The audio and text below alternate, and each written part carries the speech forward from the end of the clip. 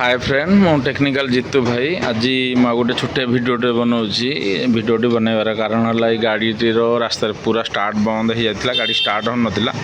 जदि भी स्टार्ट रोला पिकअप भी ठीक से नेउ नाला तेणुक यार फॉल्ट फाइन है जो फुएल गेज प्रेशर चेक कली 40 रु कम रोला आउ देखिले सीधा सड़क फुएल प्रेशर बेसी नाला तेणुक जेहेतु आमर ये सडन को मिलानी फुएल फिल्टरटी देखला बेलू बहुत जाम भी थिला मुझे ट्रायल करने प्रथम कौन कली देखूँ बाहर को भलसे खोली नेली फिल्टर को काढ़ी दे बर्तमान डायरेक्ट कर देगी आमर फुएल पंपर कभर टी को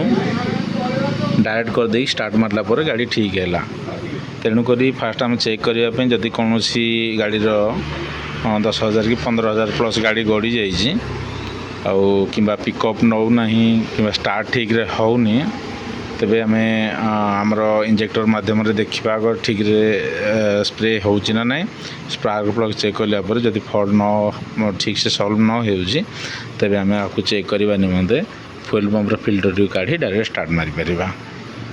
ठीक अच्छे यहाँ हूँ आमर इजी मेथड चेक करने